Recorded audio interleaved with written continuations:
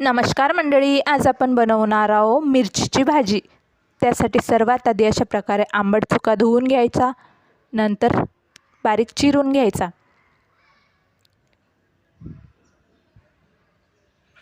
हिरवी मिरची पण धुवून बारीक चिरून घ्यायची।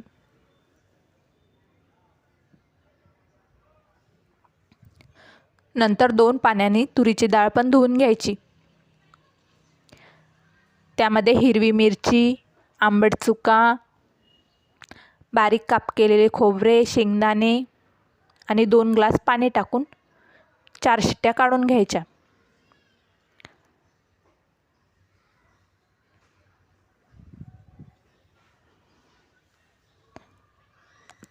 नंतर त्यामध्ये अशा प्रकारे रई फिरवून घ्यायची।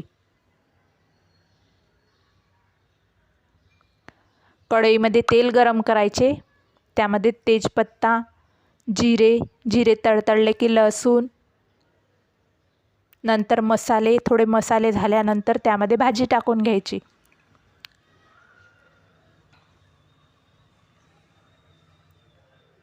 एक उकळी येऊ द्यायची भाजीला, नंतर त्यामध्ये हिरवा धनिया टाकायचा।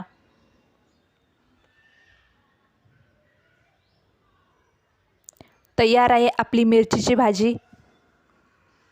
त्यासोबत आपण अशा प्रकारे भाकरी करून घ्यायच्या।